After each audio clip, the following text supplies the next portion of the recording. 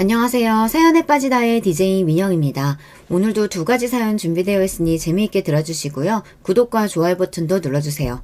그럼 오늘의 사연 함께 만나볼게요. 안녕하세요. 서울에 사는 30대 여자입니다. 딸 하나 키우면서 혼자 살고 있어요. 남자 하나 없는 게 이렇게 편한 겁니까? 없으니까 일이 좋아요. 아버지는 젊은 나이에 혼자 어떻게 살지 걱정하시지만 지금 같아선 너무 행복해서 누굴 만나고 싶지도 않더라고요. 남편의 바람을 아버지의 사이다 한 방으로 해결하고 요즘은 속 시원하게 살고 있기 때문이에요. 어릴 때 읽은 동화를 보면 은혜도 모르는 짐승들이 많이 나오잖아요. 구덩이에 빠진 호랑이를 구해줬더니 나중에는 사람이나 잡아먹으려고 하고 말이에요. 우리 남편이 딱 그런 사람이었어요. 짐승이라는 표현이 찰떡이네요. 사람이면 그럴 수 없겠죠. 도대체 왜 뭐가 부족해서 다른 여자들이랑 놀아나냐고 이유를 물어보니 이 짐승이 뭐라고 한지 아십니까? 돈 있겠다. 내가 뭐하러 늙은 여자랑 노냐? 어리고 예쁜 애들이 나 좋다고 난린데 나도 이제 어린 여자랑 좀 잡아야지. 너 딸 키우는 아빠야. 어디서 그따위 말을 해? 너도 네 사위가 돈 좀 벌었으니 어린 년이랑 붙어먹겠다고 하면 참 더 그러라고 할 거야? 우리 딸도 어린 놈 만나면 되지 뭔 걱정이야. 아버지가 돈 잘 벌 건데. 그래? 그럼 나도 만나도 되겠네. 10살이나 어린 애들. 우리 학원 선생 중에 있던데. 미쳤어? 애 엄마가 집에서 조신하게 있어야지. 그리고 너 이제 늙었어. 예전처럼 인기 있겠어? 잠만 말고 넌 집에서 가만히 있어라. 남이 하면 불륜이고 제가 하면 로맨스라고 하더니 이거 완전 미친놈이었어요. 언제부터 이런 생각을 한 걸까 짚어보면 태어날 때부터 이 인간은 이런 놈이라고 볼 수 있어요. 사람들은 제가 너무 사납게 잡은 게 아닐까, 아버지가 병원 차려주고 공치사를 심하게 해서 자존심이 상해 어린 여자랑 눈이 맞았다고 짐작들을 하실 수 있을 텐데요. 아니요. 이 남자는 원래부터 이런 놈이에요. 그동안은 돈이 없다 보니 본색을 숨긴 것뿐이에요. 그러지 않고서야 사람이 이렇게 달라질 수는 없거든요. 돈 있으니 어린 여자랑 자겠다니 뭔 개소리인가 싶어서 듣기 싫어서 남편 입에다 제가 코푼 휴지를 쑤셔 넣었습니다. 이 쓰레기야, 입 닫아라. 더 열면 너 위자료 더 내야 돼. 알아? 저는 이 남자를 용서하기는커녕 본때를 보여줘야겠다 싶었어요. 생각 자체가 썩어도 보통 썩은 게 아니잖아요. 제가 이렇게 생각하고 있었는데 아버지도 마찬가지였나 봅니다. 여자고 남자고 가정생활에 충실한 아내와 남편에게 상처를 주면 혼이 나야 합니다. 그대로 이혼하면 안 돼요. 쓰레기 아무데나 버리면 다른 사람 피해를 주니까요. 여기 찾아온 이유가 바로 이 짐승 같은 놈들을 혼낸 이야기를 하러 왔어요. 사람들이 그러길 여기에다 사연을 남기면 속이 그렇게 시원하다고 그러더라고요. 모쪼록 제 이야기를 잘 들어주시면 감사하겠습니다. 우리 아버지는 동네에서 소문난 딸바보였어요. 엄마는 난소에 문제가 생겨 임신이 힘든 상황이지만 어렵게 저를 낳았거든요. 그래서 아버지는 제가 태어난 후 불면 날아갈까 금지 오겹으로 키우셨어요. 하긴 어떤 사람이 자기 자식이 안 귀하게 여기겠어요. 하지만 아버지는 유별나게 딸을 사랑했죠. 아버지는 공인중개사로 일하시다 부동산 투자로 돈을 벌었어요. 그래서 건물도 사고 임대사업도 시작하셨어요. 그래서 동네에서는 늘 유명한 사람이었습니다. 게다가 매일 저를 업고 다니는 바람에 사람들이 팔불출이라고 놀렸어요. 우리 딸이에요. 예쁘죠? 얘는 진짜 귀해서 바닥에 내려놓지도 못하겠어. 2살부터는 아버지 취미활동에 제가 감초 역할이었어요. 등산 산악회에 가도 저를 업고 가고 볼링을 치러 갈 때도 데려가셨죠. 미술학원도 같이 가고 피아노도 함께 배우고 심지어 발레학원도 제가 아파서 빠지게 되면 뭘 배웠는지 보고 와서는 저한테 알려주기까지 했어요. 하지만 시간이 지나니 아이들이 놀리기 시작하더라고요.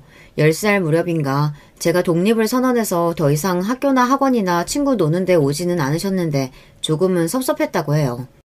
아빠, 부탁이 있는데 저 독립하고 싶어요. 더 이상 따라다니지 마세요. 애들이 놀려요. 제가 당돌하게 말하니 아버지가 그래 안다니마 단칼에 제 부탁을 들어주셨죠. 물론 제가 먹고 싶다는 거 하고 싶다는 거 모두 하게 해주셨어요. 그렇다고 버릇없이 큰 건 아니에요.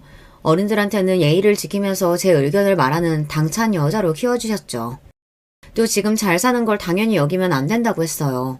가난한 사람을 도와야 한다며 아버지랑 봉사활동도 많이 다녔어요. 넌 운이 좋아서 아버지를 만났을 뿐이라고 하며 혹시 모를 특권의식을 내려놓게 했어요. 한마디로 돈 좀 있다고 버릇없이 구는 걸 막아주셨다 이거예요.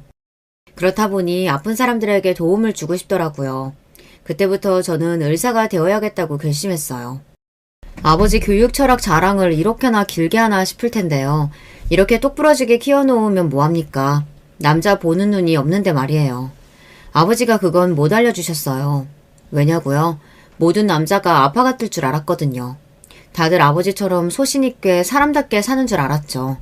짐승 새끼가 사람 가죽을 쓰고 저를 현혹할지는 몰랐어요. 하길 그걸 분간하기 어려우니 사람마다 속 터지는 사연이 생기는 거 아닐까 저 스스로를 위로하고 있네요. 다시 본론으로 돌아가면 전 의사가 되기로 한 이상 아버지의 전폭적인 지지를 받으며 공부를 시작했어요. 재력이 있는데 공부하는 게 뭐가 어렵겠어요. 다행스럽게도 서울에 있는 사립대 의대에 차석으로 입학했어요. 그때까지도 제 인생에 바리게이트는 하나도 없었거든요. 탄탄대로처럼 장애물이 없었는데 하지만 어느 날 브레이크가 필요하더라고요. 그동안 초등학교 때부터 의대까지 한시도 쉬지 않고 공부를 한 탓인가요? 몸에 무리가 왔는지 입이 돌아가 버렸어요. 그와 나사라고도 하는데 얼굴의 근육을 움직이는 안면신경의 기능에 문제가 생겨 얼굴에 마비가 오는 거래요. 눈도 완전히 안 감기고 귀도 안 들리고 발음도 부정확하고 음식물도 한쪽으로 흘리고 일상생활 자체를 하기 어려운 증상인데요. 어느 날 자고 일어났더니 입이 왼쪽으로 쏠려 있었어요. 저는 거울을 보고 그대로 훈절했는데요.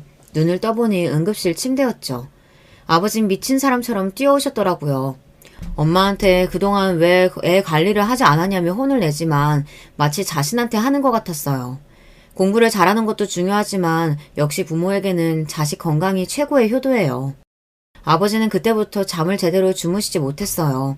저처럼 마비가 와서 한 번쯤 돌아가면 좀처럼 정상으로 돌아오기 어렵다고 했어요. 특별한 원인도 없어요. 몸이 피로하거나 스트레스를 많이 받으면 나타난다고 하는데 그동안 과로가 있었나 봐요. 학교를 휴학하고 집에서 쉬었습니다. 아버진 10만리를 따라다니며 산삼을 캐서 저를 먹이기까지 했죠. 1년을 꼬박 정성을 들이니 다행히 입이 제 위치로 오긴 하더라고요. 하지만 공부를 시작하니 다시 입이 돌아가고 말았어요. 결국 저는 의대를 그만두고 말았죠. 얼마나 울었는지 몰라요. 입이 돌아가기 전부터 사귀던 남자친구가 있었는데요. 바로 지금의 남편이에요. 동기로 제가 건강으로 무너지니 많은 의지가 되어주었어요. 그때는 사람다워 보이긴 했어요. 제가 영문과로 전과하고 영어 강사나 번역 일을 했어요. 남편은 군대를 다녀오고 남편은 인턴에서 레지던트 전문의까지 의사로 성장했어요. 왜냐고요? 바로 저의 뒷바라지가 있었기 때문이에요. 네모까지 열심히 해. 그러면 빠르게 개업할 수 있대. 아버지가 그랬어. 남편은 정형외과를 전공했는데요. 척추관절병원을 개업하는 게 자신의 바람이라고 그랬어요. 자기는 의사가 돼서 돈을 많이 벌고 싶지만 신무의 무릎이나 시부의 오십견도 고쳐주고 싶기에 정형외과를 선택했다고 했어요. 자기가 대학 1학년 때 부잣집 딸을 만날 줄 몰랐다고 해맑게 웃던 모습이 아직도 선해요. 나 그렇게 부자 아니야. 먹고 살 정도지. 자기는 도대체 어느 정도인데? 말하면 나 싫다고 도망갈 것 같아. 아버지 막노동하시고 엄만 건물 청소해. 집은 반지하 단칸방이고 아버지 빚도 있어. 아주 거지 같은 환경이지. 난 학원도 다녀본 적 없어. 아버지 오죽하면 공부 그만두래. 돈 없다고. 그렇구나. 근데 너 대단하다. 혼자 공부 열심히 했네. 이래도 나랑 사귈 수 있어? 애들이 그러는데 너희 아빠는 건물주라며? 건물이 한두 개가 아니라고 하던데. 그게 무슨 상관이야. 집안 환경은 관심 없어. 내가 원하는 건 변하지 않은 마음이야. 그건 나 자신 있다. 솔직히 너니까 사귀는 거지. 내 주제에 무슨 연애냐. 자수성가한 아버지와 남편이 비슷하게 느껴졌습니다. 의사가 돼서 가난한 사람을 돕겠다고 했는데 이왕 이렇게 됐으니 사랑하는 남자를 돕자는 생각이 강했어요. 만나는 남자애가 있는데 가정환경이 어려우니 아버지한테도 도와달라고 했어요. 선뜻 아버지가 남편을 만나보자고 하시더라고요. 자초지정을 돕고서 아버지는 학비를 주시기로 했어요. 남편의 순수한 성품이 마음에 든다고 하셨죠. 학비 준다고 해서 우리 딸 억지로 만나지는 마라. 헤어지고 싶으면 헤어져도 돼. 앞으로 자네가 공부 열심히 하면 계속 줄 수 있거든. 나중에 갚으면 되는 거니까 세상은 넓고 여자는 많잖아. 아닙니다. 저한테는 오직 혜임이밖에 없습니다. 여기가 군대야? 오버하지 말고 작은 목소리로 말해. 장인어른 앞이라 너무 떨려. 죄송합니다, 장인어른. 목소리가 높아지네요. 벌써 장인어른이야? 우리 딸이랑 결혼하려면 적어도 10년은 지나야 돼. 그동안 자네 계속 지켜볼 거야. 어떤 놈인지. 아버지 앞에서 밥도 못 먹고 손을 달달 떨면서 저를 사랑한다고 하던 남자였어요. 적어도 그때는 말입니다. 그 후부터 남편은 우리 아버지 돈으로 공부하고 용돈도 받았어요. 10년 동안 다른 여자는 거들떠보지도 않았어요. 그렇다고 남편의 외모가 비호감은 아니에요. 학교나 병원에서 여러 유혹도 많았거든요. 레지던트 때도 소개팅부터 맞선 의뢰가 많이 들어왔다고 했어요. 심지어 유명 병원장이 자기 딸을 소개한다고 해도 거부했대요. 자신은 열렬히 사모하는 여자가 있다면서 출세할 기회를 뻥 차버렸다는데 그 당시에는 남편이 너무 사랑스러웠어요. 지금은 가증스러워 죽겠어요. 남편은 성격대로 넘보지 못할 나무는 애초부터 보지 않았을 뿐인데 말이에요. 지고지순한 사랑에 환상이 있던 저는 노래방 18번도 김범수의 끝사랑이에요. 노래 가사대로 남편이 내 첫사랑이고 끝사랑일 줄 알았거든요. 저는 연애할 때도 완벽하게 남편을 믿지 않았어요. 드라마 보면 그런 거 있잖아요. 의사가 되니 애인 버리고 권력자 딸과 결혼하고 이런 거 말이에요. 그러면 탱크라도 빌려서 밀어버려야지 싶었어요. 근데 이 남자 그런 유혹이 있어도 저를 선택하는 모습에 감동받고 말았던 거죠. 그럴 때면 남편은 어깨를 으쓱하며 한 번 순정은 영원한 순정이라고 말하곤 했어요. 아버지는 10년 정도 지켜봤는데 그만한 놈 없다며 결혼을 허락했죠. 시모와 시부는 평범한 분들이었어요. 우리 아버지가 남편을 의사로 만들어놨으니 시부모님은 아무 말도 못했을 거예요. 안 그랬으면 의대부터 전공의가 될 때까지 공부를 쉬지 않고 할 수 없었겠죠. 결혼은 쉬웠어요. 형제도 없어서 예단도 간단했고 당연히 집도 아버지가 해주셨어요. 30평대 아파트에서 저희는 신혼을 시작했고 아기도 바로 갖게 되었어요.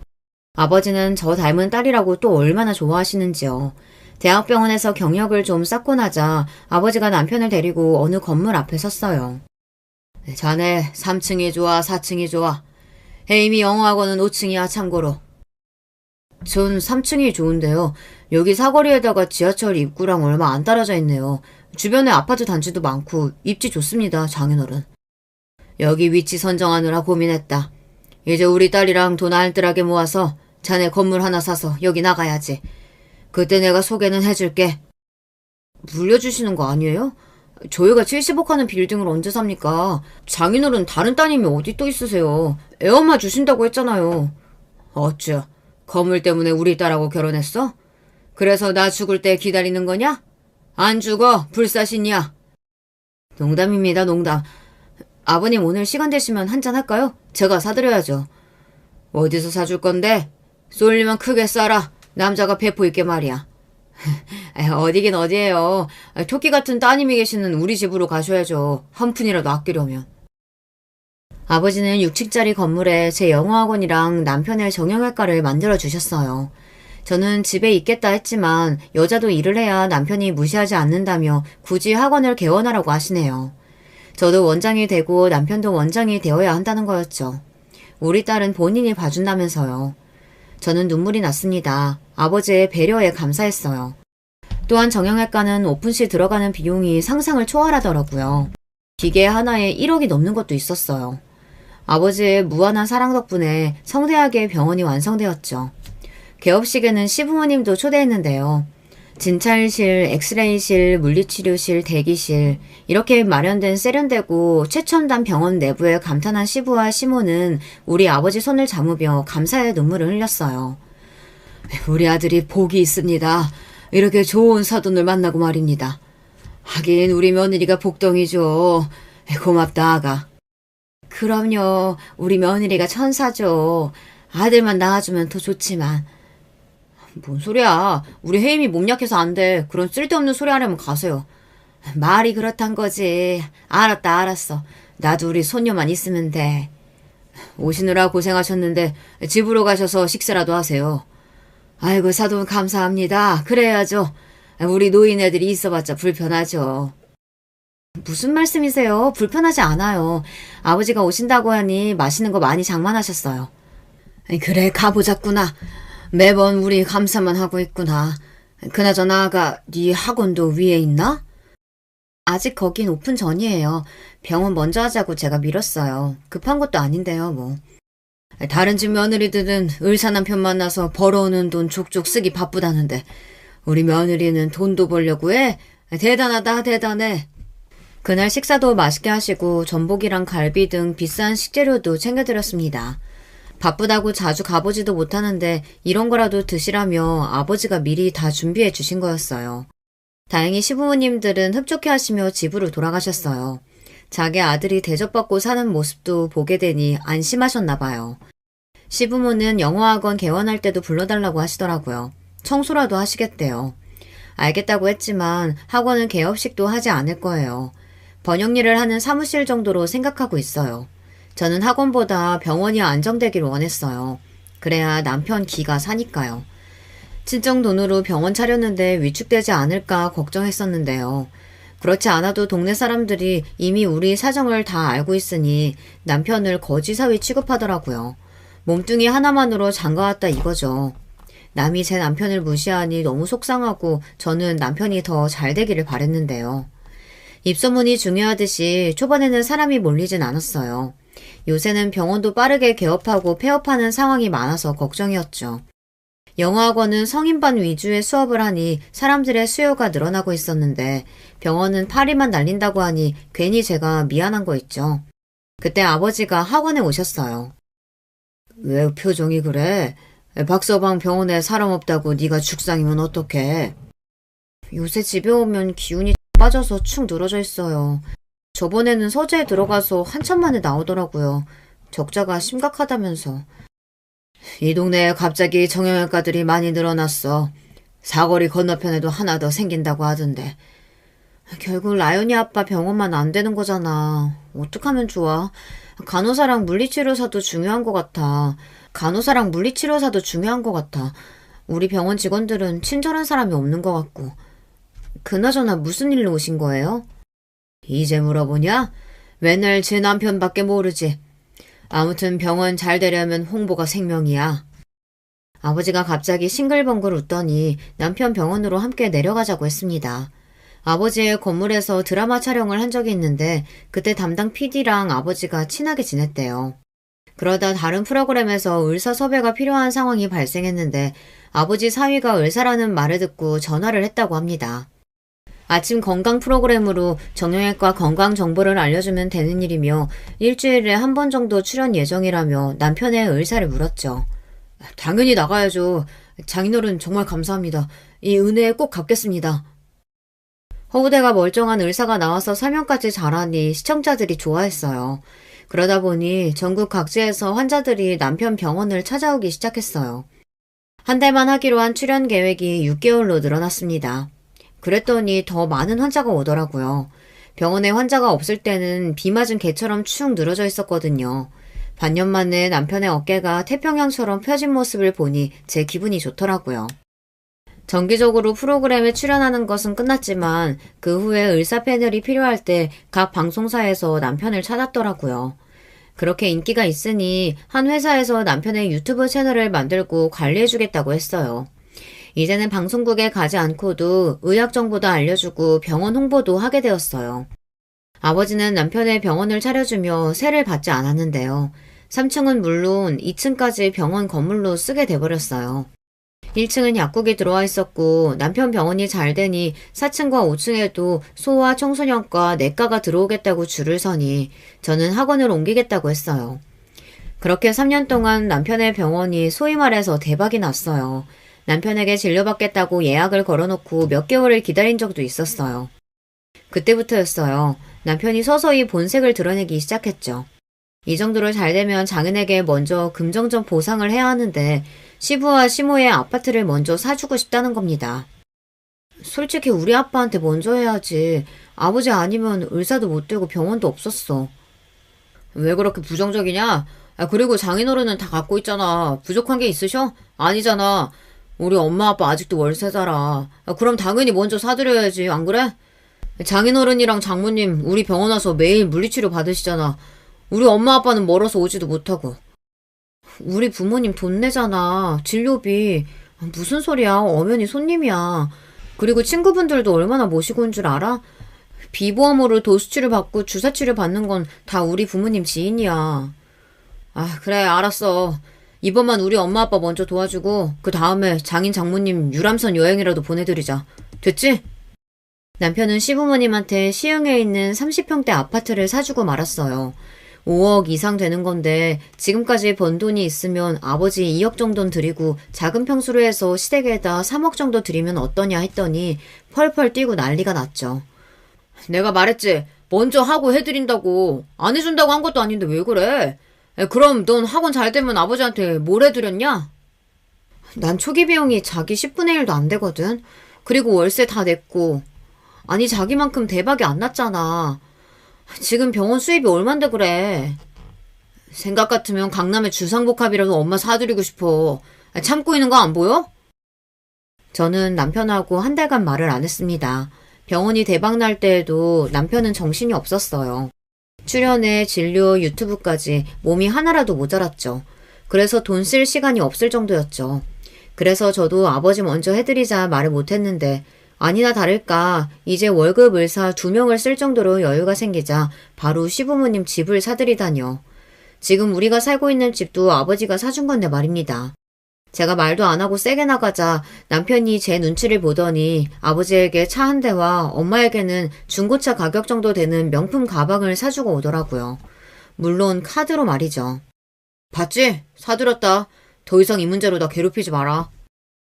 누가 물건을 안기래? 현금으로 드리라고 했잖아. 너 은혜도 모르는 짐승 아니면 잘해라 우리 아빠한테. 그리고 이제 월세 좀 내. 아빠 건물이잖아. 공짜로 살면 안 되는 거 아니야? 있는 사람이 더 한다고 하더니 너를 두고 하는 말인가 보다. 아, 그래 낸다. 내면 되잖아. 버는 돈이 얼만데 생활비는 왜 그대로야. 라연이 초등학생이야 이제. 생활비 그래 10배로 올려야겠다. 이제 우리도 집 옮겨야지. 너무 좁잖아. 집은 여기 살아 그냥. 나중에 아버지한테 3억 정도는 해드려. 여기 보는 사람 많아. 우리 이 동네 지방령 같은 존재야. 우리 집 저녁 메뉴까지 다 안다고. 동네 사람들한테 욕 안 먹으려면 알아서 잘해. 알겠어. 내가 꼭 해드린다. 화 좀 내지 마. 주름 생겨 이쁜 얼굴에. 저는 어이가 없어서 웃고 말았어요. 그렇게 지지고 볶고 싸워도 이때까지는 아직 금슬이 나쁘지 않았거든요.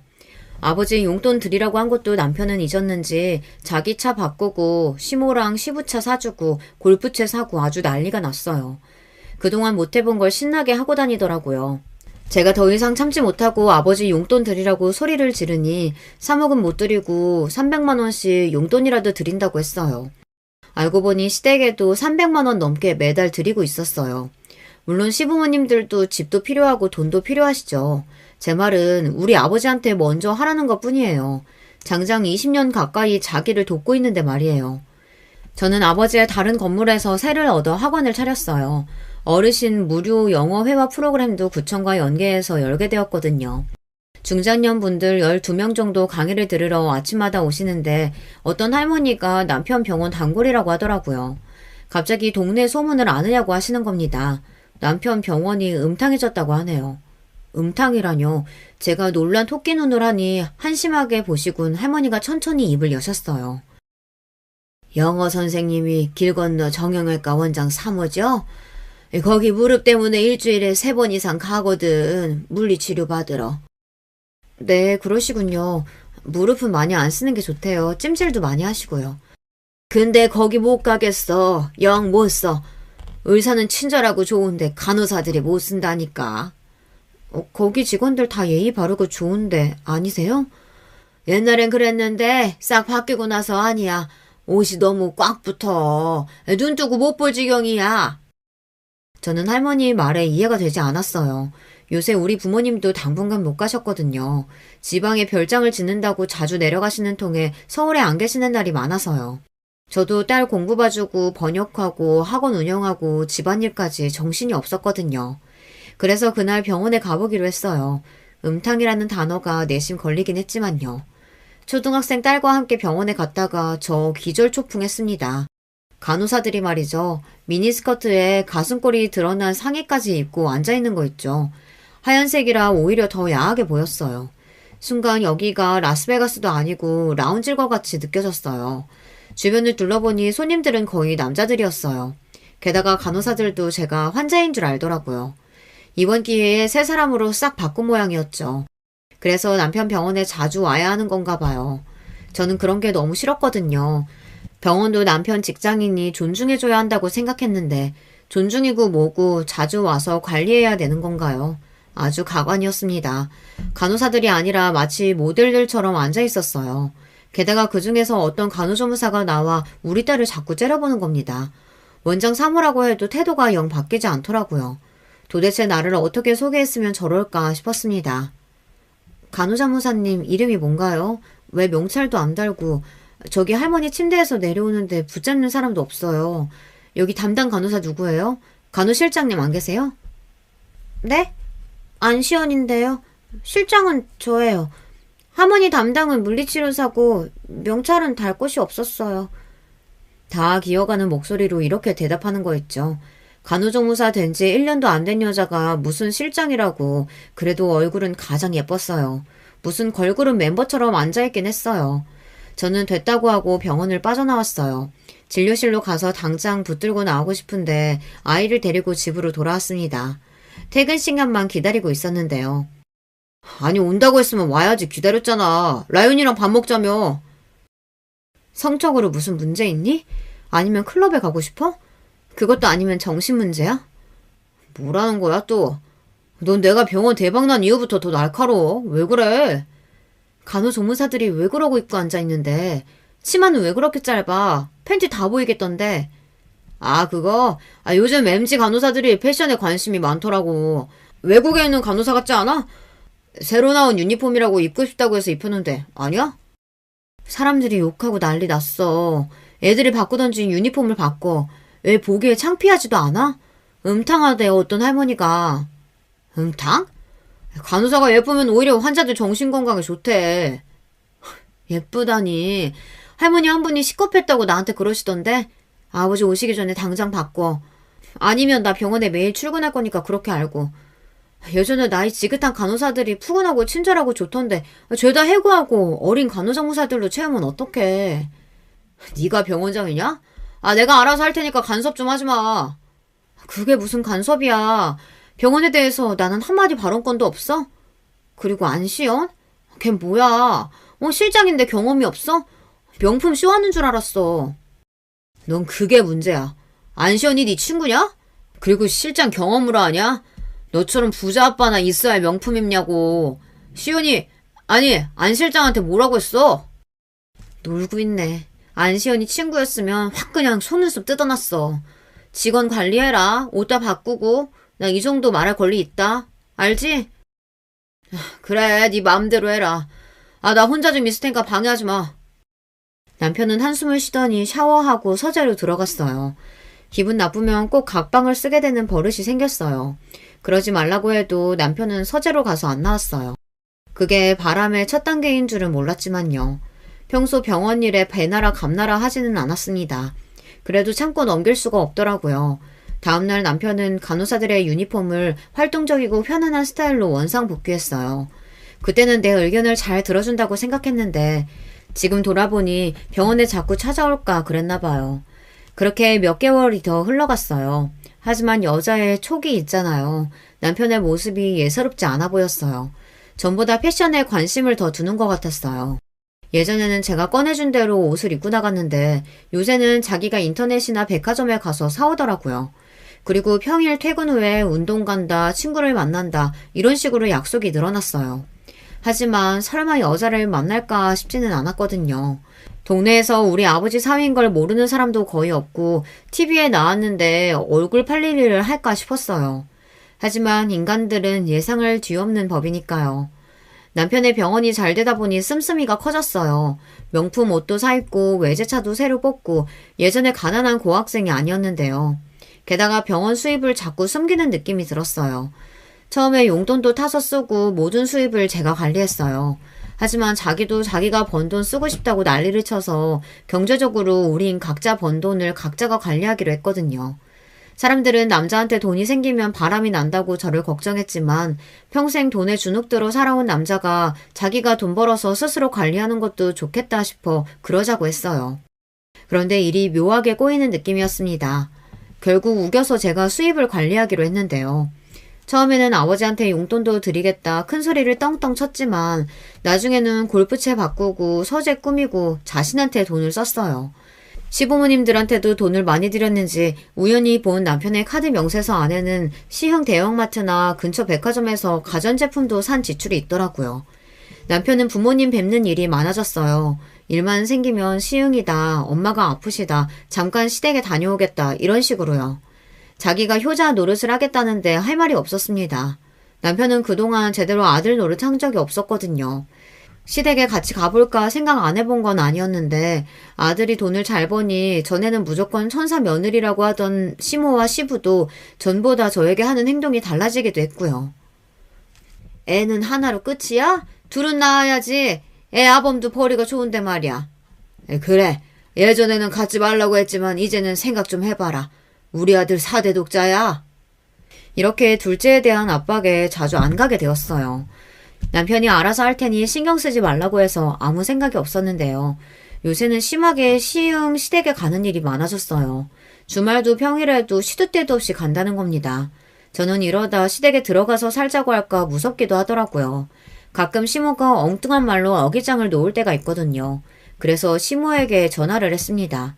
아니나 다를까 시모는 대뜸 아이 가졌니? 이러는 겁니다. 안부차 전화했어요. 둘째는 고민 더 해봐야 할 것 같아요. 근데 아프신 건 어떠세요?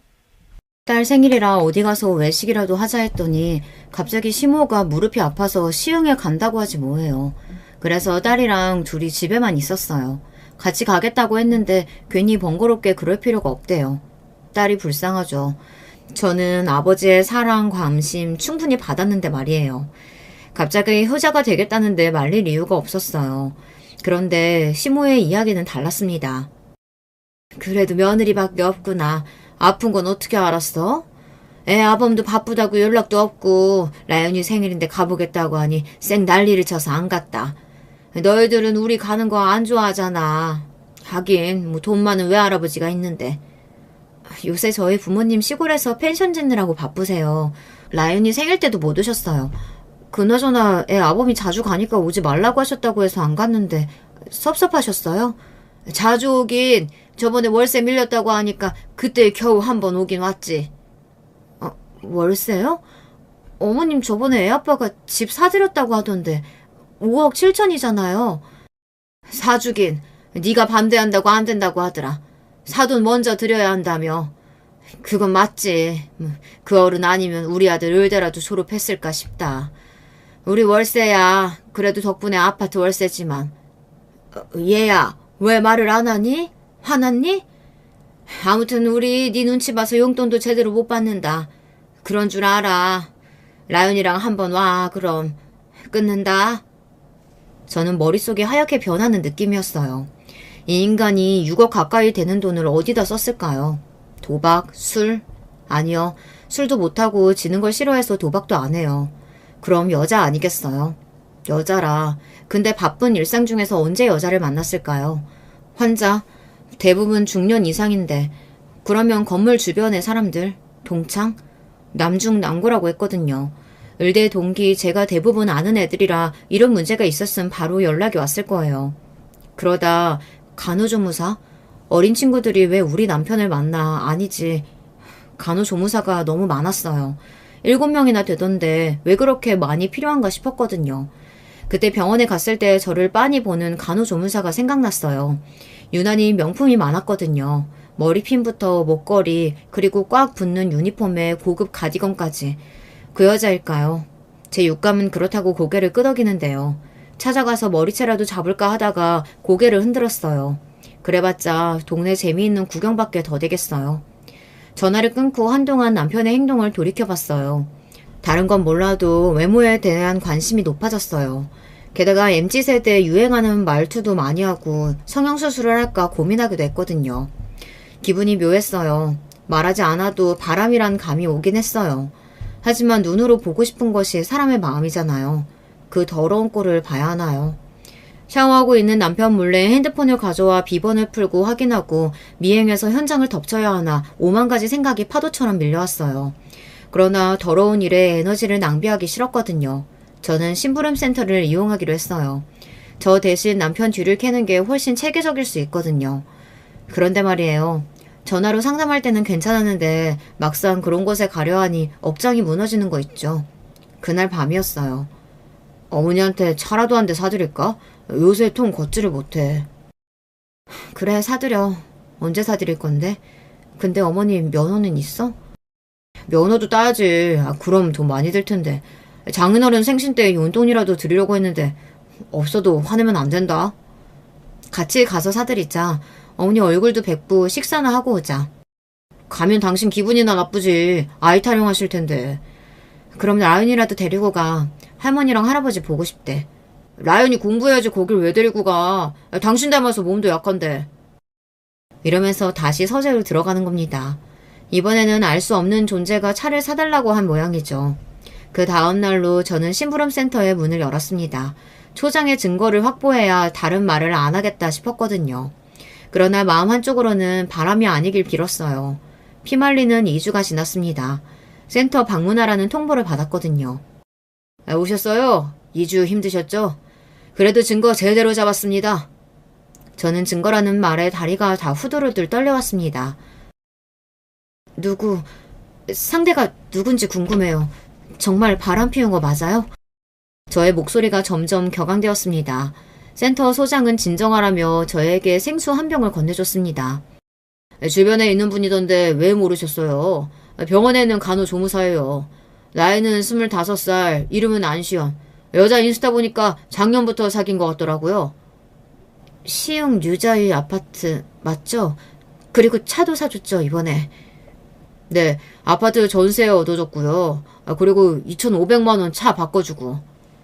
아파트 안에 들어가 3시간 있다 나오는 사진, 시흥 대형마트에서 식사하는 사진, 정말 다시 보기 싫은 사진들을 소장이 보여주더라고요. 전 알겠다고 하면서 봉투에 증거 사진을 담았습니다. 불륜으로 이혼 준비하실 거면 저희 증거 소용없는 거 아시죠? 모쪼록 유용하게 쓰세요. 본인 일부러 자백하는 그게 최고예요. 사진 보여주시면 다 이야기하겠죠. 저는 그 길로 차를 타고 집에 오는데 왜 그렇게 눈물이 날까요? 저의 첫사랑이자 끝사랑이 서서히 막을 내려서 그런가요? 집에 들어오니 딸이 저를 보고 소리를 질렀어요. 제 입이 다시 왼쪽으로 쏠려버렸어요. 입이 돌아가 버린 겁니다. 병원에 있는데 남편이 아닌 아버지가 먼저 달려왔어요. 마침 라연이 생일 때도 못 와서 일을 대강 마무리하고 올라오셨나 봐요. 너 입이 왜 돌아갔어? 얼굴은 왜 그 모양이고? 박서방 때문에 그래? 여자 맞아? 아버지도 아세요? 근데 왜 말 안 했어요? 내가 뭘 알아? 어제 김 사장이 우리 사이가 어떤 여자랑 걸어가는 거 봤다고 하더라. 백화점에서 말이야. 네 얼굴 보니까 물어본 거지. 그럼 확실한 거야?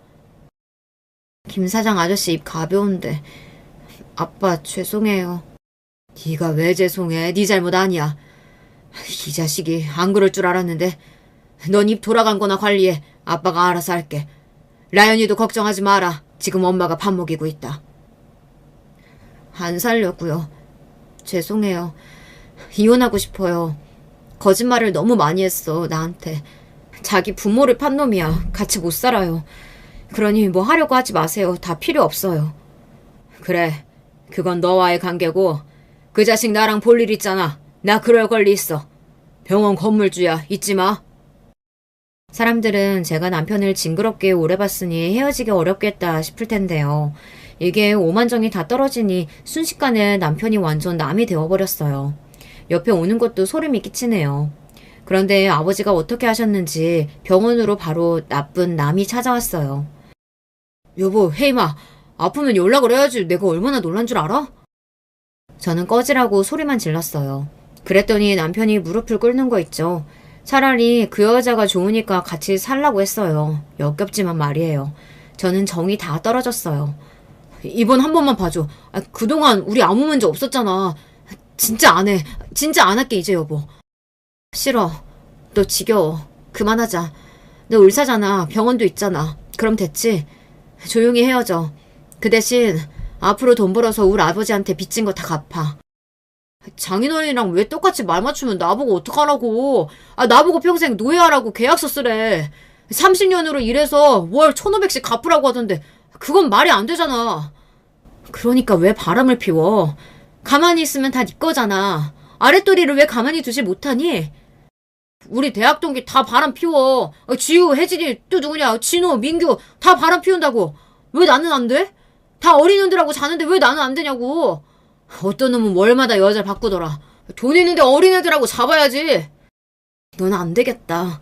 의사도 하지 마라, 이 미친놈아. 어린애하고 자려고 의사하니? 별 미친.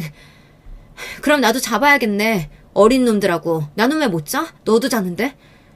애 엄마가 무슨 소리야. 넌 차력이 약해서 안 돼. 이만한 일로 입 돌아간 주제에 누구랑 자냐? 야, 그러면 왜 거짓말해? 차라리 애들이랑 자고 싶다고 하지. 그때 이혼하게. 왜 엄마 아빠 집 사준다고 그 난리야? 집 사주려고 했어. 그때 소민이가 울잖아. 집이 없다고. 나 진짜 억울해. 이런 놈을 믿고 살았다니. 그만해. 난 너랑 헤어질 거야. 그리고 새롭게 다시 시작할 거야. 그러니까 꺼져. 애도 볼 생각하지 마. 저는 병원 경비원까지 호출해서 남편을 끌어냈어요. 사람들은 하나 둘 모였어요. 남편이 개처럼 질질 끌려가니 속이 조금 편하더라고요. 입만 살아서 끝까지 저러고 싶을까요? 차라리 그 여자애를 사랑이라도 한다고 해도 억장이 무너질 판인데 완전 쓰레기잖아요. 쓰레기. 역시 쓰레기는 버려야 냄새가 안 나겠죠. 아버지는 의외로 그 여자의 부모를 찾아간 모양이에요. 여자의 부모가 하필 우리 아빠 건물에서 장사를 하네요. 이게 악연인가요? 그동안 잘해준 건물주의 등장도 황송한데 불륜이니 바람이니 하는 통에 부모가 난리가 난 모양이에요. 다신 장사 못하게 하겠다고 하니 딸 단속시키겠다고 했대요. 아버지는 전세금을 돌려받았고 여자애한테 사준 냉장고며 에어컨, 명품 가방, 자동차까지 다 받아냈어요. 다 주면 다른 가게 자리를 알아봐 준다고 하셨대요. 아버지는 남편을 끌고 시흥시댁으로 쳐들어간 모양입니다. 시모랑 시부가 바들바들 떨고 앉아있었겠죠. 장인어른, 아무리 그래도 부모님 앞에 저를 끌고 오시면 어떡해요. 그러면 억울이야? 너 진짜 뻔뻔하다. 한 가지 물어봅시다, 사돈. 아드님 원래 이래요? 돈 때문에 이러는 거야? 우리 딸 입 돌아가게 한 놈 절대 용서 못해. 성질 같아선 되게 아는 일도 입 돌아가게 하고 싶은데 참고 있어요. 그래서 말인데 내가 이놈 머슴으로 부린다고 통보하러 왔소이다. 저 새끼들 호강에 겨워서 요강에서 놀고 있는 놈이에요. 어디 우리를 팔아서 바람을. 마음대로 하세요. 제가 부모로 자격이 있습니까? 부모 자격 돈으로 하는 거 아닙니다. 저놈 머리가 이상해서 말이에요. 돈 있으니 어린애랑 자보겠다니 그게 말입니까 똥입니까? 그래서 봐줄 수가 없어요. 아유 미친놈아. 그냥 싹싹 빌지 입은 왜 놀려? 혜미가 좋아서 죽겠다며. 그건 거짓말이야? 좋아. 좋으니까 살았지. 근데 이제는 나도 어린 여자랑. 아빠 진짜 내 생각 이상한 거야?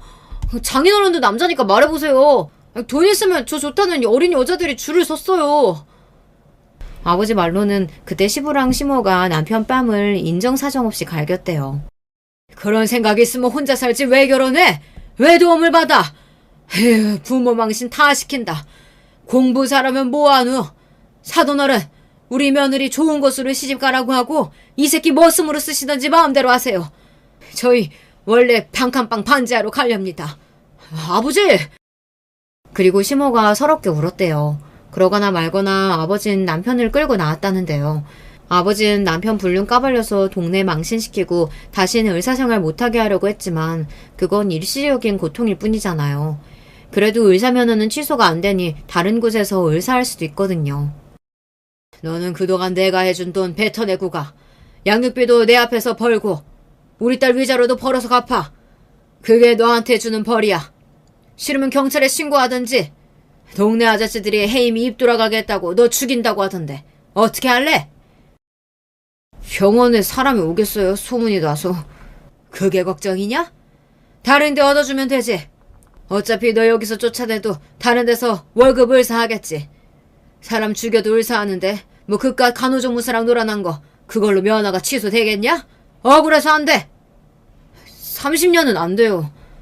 라연이 20살 때까지. 됐지? 그 대신 이혼은 한대. 이런 계약 싫으면 법으로 하던지. 난 다른 걸로 할 거야. 요새 주먹이 근질근질했는데 너 보내고 나도 가지 뭐. 그렇게 해서 남편은 제가 사는 지역 멀리 정형외과를 다시 개업했어요. 거기서 제법 돈이 들어옵니다. 주말도 없이 일을 한다고 하는데요. 웃긴 건 간호자무사 다 남자로 채워놨대요. 물리치료사 남자, 건물 청소도 남자라고 합니다. 남편은 출근하고 퇴근도 아버지에게 다 보고하고 점심값, 저녁값 타서 고시원에 가요. 그리고 수입을 우리에게 주는 겁니다. 저는 신경 딱 끊기로 했어요. 집에 그 인간이 없으니 살만한 거 있죠. 입도 제자리를 찾았어요. 간호조무사 머리채라도 잡아야 하는 거 아니냐고 엄마가 저에게 묻더라고요.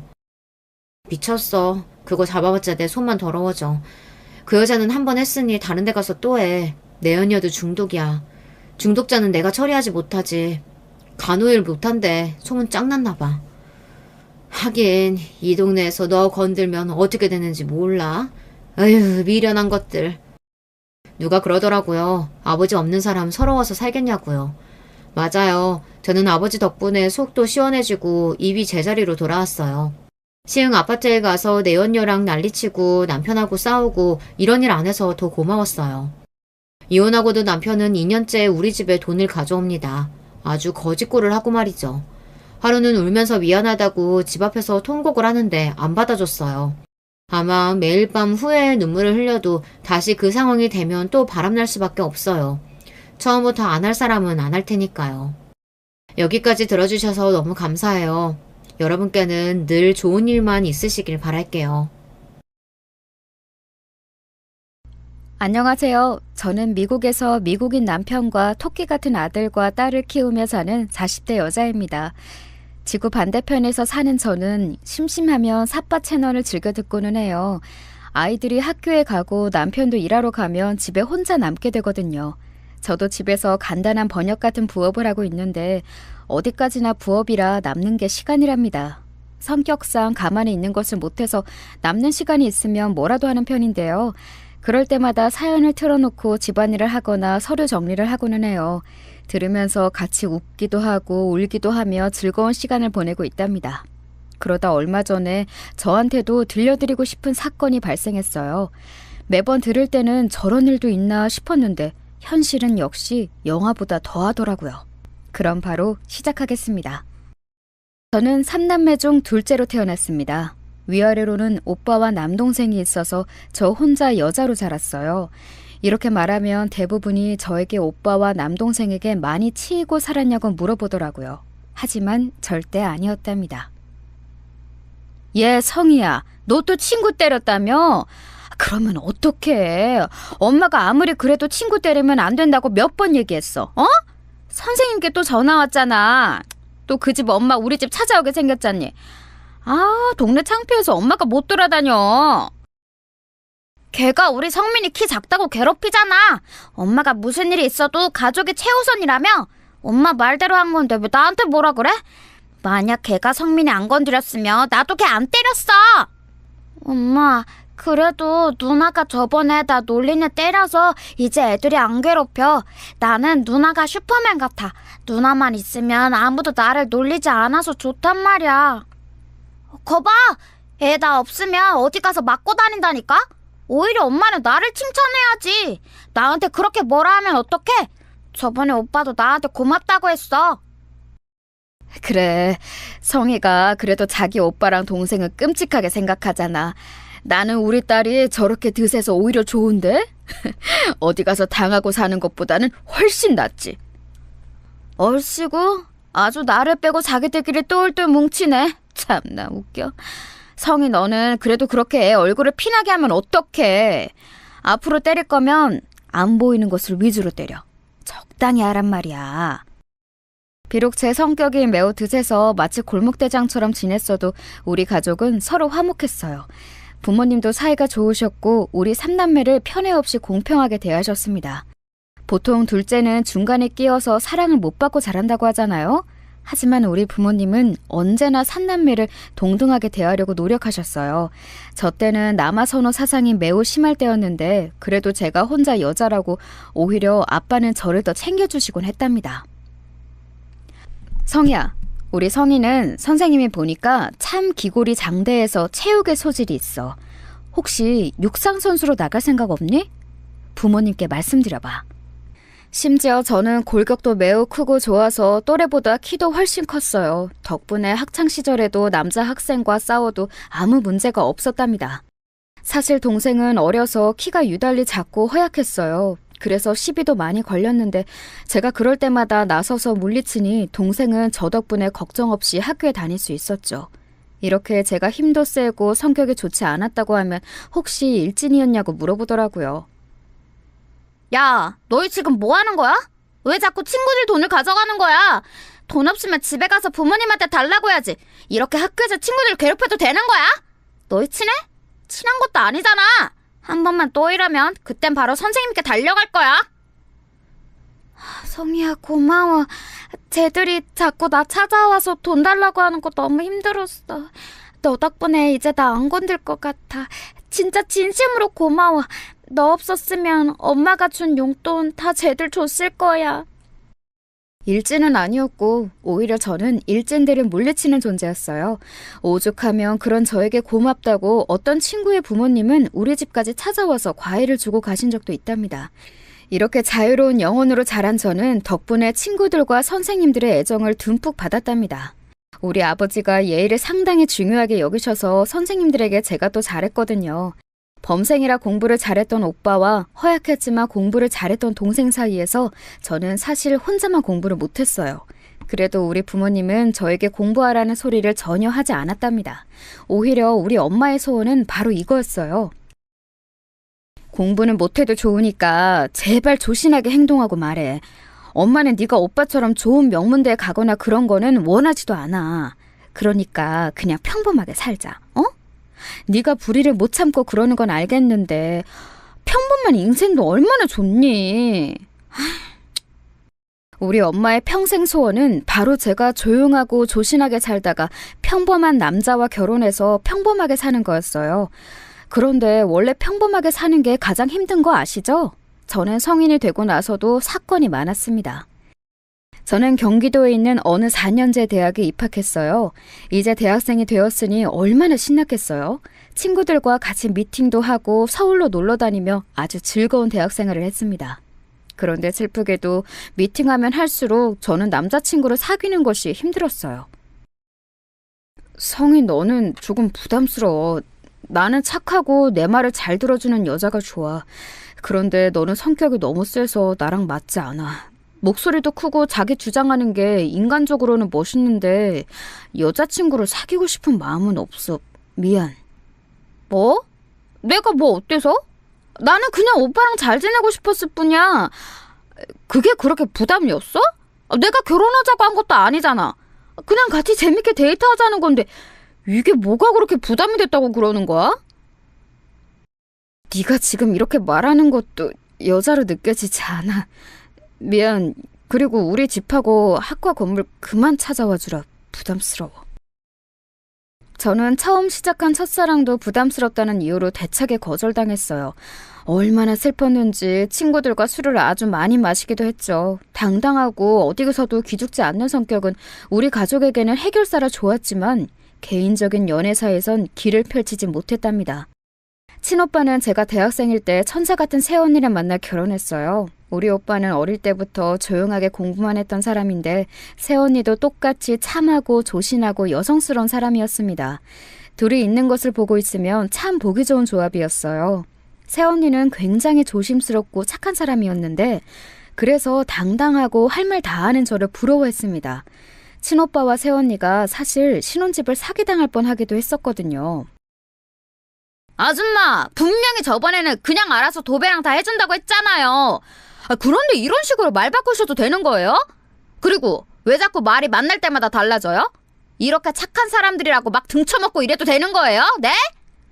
동네에서 장사하면서 이러면 안 되는 거지. 알겠어. 됐으니까 그만 찾아와, 학생. 학생이 결혼하는 것도 아니잖아. 뭘 이렇게 찾아와서 난리치는 거야. 내가 학생 오빠네 부부한테 절대 사기 안 칠 테니까 그만 찾아와. 부동산 거래를 하다 보면 참 황당한 일들이 많잖아요. 우리 오빠와 새언니도 억울하게 당할 뻔했던 것을 변호사도 아닌 제가 나서서 해결했답니다. 이 사건으로 새언니와 새언니네 부모님까지 다 제 편으로 만들었어요. 새언니는 그 뒤로 저만 보면 눈을 초롱초롱 뜨고 제 도움이 필요할 때마다 저를 찾고는 했습니다. 언니가 그럴 때마다 저는 내심 기분이 좋았죠. 아가씨, 이번 소개팅은 진짜 괜찮아요. 내가 사전에 물어봤는데 활발하고 당당한 여성이 좋다고 하더라고요. 그러니까 이번엔 나 믿고 한 번만 나가봐요. 우리 아가씨 이렇게 멋진 사람인데 남자들은 왜 이러는 거야. 언니 됐어요. 저번에도 그 말에서 나갔다가 그 사람이 내 성격 보고 도망갔던 거 몰라요? 언니가 저 생각해서 신경 써주는 것은 알고 참 고마워요. 그런데 저는 괜찮아요. 엄마부터 언니까지 내 연애가 최대 관심사네요. 새언니는 제가 좋은 남자를 만나 결혼하는 것을 바랐어요. 언니가 얼마나 저를 생각하는지 알기 때문에 저는 고마웠지만 사실 언니가 소개해주는 사람은 다 제 성격을 부담스러워했답니다. 그렇게 대학 졸업반이 될 때까지 저는 연애를 제대로 해보지도 못했어요. 그냥 순한 놈 한 명 찾아서 결혼하라니까. 잘 찾아보면 네 성격 다 받아주는 사람 분명히 있을 거야. 네 오빠 봐라. 결혼하고 얼굴 혈색이 좋아졌어. 사람은 결혼 잘하는 것도 복이야. 그러니까 너도 마음에 드는 놈을 적극적으로 찾아서 결혼해. 여자는 특히 결혼 잘하는 게 최고야. 나이 들어봐라. 남편 복이 제일이야. 엄마는 내 얼굴만 보면 결혼 얘기야? 내가 알아서 한다고 했잖아. 그리고 순한 놈 찾으면 외모가 마음에 안 든다고. 나도 눈이 있는데 내 눈에 맞는 짝을 찾아야 하잖아. 엄마, 자꾸 결혼 얘기 계속하면 나 집에 안 들어와? 들어오지 마! 들어오지 말고 나가서 남자를 만나라고. 아니, 막내도 연애하는데 왜 너 혼자 연애를 못하고 있냐 이거야. 속 터져. 엄마는 제가 대학을 졸업하는 나이가 되자 더 남자를 만나라고 강요했어요. 오죽하면 선자리도 알아왔는데 몇 번 나가봐도 제가 마음에 들지 않거나 상대 쪽에서 마음에 안 들어했죠. 저도 내심 속으로 얼마나 초조했는지 모릅니다. 친구 중에는 제대로 연애하다 결혼해서 잘 사는 사람도 많았거든요. 이렇게 결혼 못하고 노처녀가 될까봐 두려웠어요. 하지만 이런 저에게도 운명의 상대가 나타나게 되었습니다. 말 그대로 운명처럼 나타난 그 사람은 미국인이었어요. 그날은 제가 친구를 만나러 서울에 갔던 날이랍니다. 서울역 앞에서 만나기로 했는데 어떤 사람이 저에게 말을 걸었어요. 네네. 외국인이네. 어떡하지? 나 영어 못하는데. 어디 가는데요? 나 영어 못해요. 어디 간다고? 명동? 명동! 오케이. 이리 와요. 그 외국인은 한눈에 봐도 눈에 띄는 외모를 가지고 있었습니다. 원래 남들 일에 참견하는 것을 좋아하는 저는 영어도 못하면서 그 외국인을 도와주었어요. 영어를 못하니까 그냥 한국말로 말했는데 이상하게 소통이 되더라고요. 근데 이름이 뭐예요? 이름. 이름이 영어로... 네임이 뭐예요? 케빈! 케빈, 반가워요. 나는 성희. 그렇게 서로의 이름만 겨우 교환하고 케빈을 데리고 명동으로 갔어요. 그렇게 저는 친구에게 다시 가려고 했는데 케빈은 자꾸 저를 따라왔습니다. 왜 따라와요? 명동 데려다 줬잖아. 나는 서울역 다시 가야 돼요. 친구 만나러 간다고요. 친구, 프렌드. 왜 이래? 슬프게도 저는 영어를 잘하지 못했어요. 케빈도 아주 기본적인 한국 단어를 제외하고 한국어에 능통하지 못했죠. 그런데 너무 즐겁고 놀라웠던 점은 그런데도 대화가 통한다는 거였습니다. 단어만 말하는데도 뜻이 통했어요. 결국 저는 케빈을 데리고 친구를 만나러 갔습니다. 야, 뭐냐? 왜? 저 외국인 뭐야? 나 너무 당황스러워. 야, 너 언제부터 영어 잘했어? 다 나 영어 한마디도 못하는데 어떡해. 이렇게 갑자기 데려온다고? 말도 없이? 나도 오다가 만났어. 몰라, 말이 안 통하는데 자꾸 내 옆에서 따라와서 데리고 왔어. 그래도 사람은 착해 보여. 이것 봐, 혼자 웃고 있잖아. 계속 실실 웃던데? 야, 그냥 웃어. 그렇게 케빈과 우리는 말도 통하지 않았지만 아주 재미있는 시간을 보냈습니다. 집에 갈 때가 되었는데 케빈은 저에게 자기 전화번호를 알려줬어요. 얼떨결에 번호를 교환한 저는 아주 자연스럽게 케빈과 연락을 시작했습니다. 서로 영어와 한국어가 부족해서 사전을 끼고 대화했는데 그것조차 재밌었어요. 알고 봤더니 케빈은 한국으로 여행을 온 상태였습니다. 부모님이 한국과 관련된 사업을 하시는 분들이었죠. 그렇게 케빈과 저는 연인으로 발전하게 되었어요. 처음으로 만난 남자친구가 미국인이라니 친구들 사이에서 아주 유명해졌습니다. 남자를 만나라고 했더니 미국인을 만나네? 우리 딸 진짜 내 딸이지만 너는 도대체 무슨 생각으로 사는 거야? 제발 평범하게 살 수는 없어? 너 이러다 미국 간다고 하겠다? 엄마, 안 그래도 케빈이 자기 따라서 미국 가자고 하더라. 엄마 어떻게 알았어? 나 국제 결혼해서 미국 갈 거야. 엄마 사위는 미국인이고 손주는 혼혈인 거지. 신하지 않아? 뭐? 너 그런 얘기를 이렇게 아무렇지 않게 한다고? 내가 진짜 너 때문에 미치겠어. 아이고!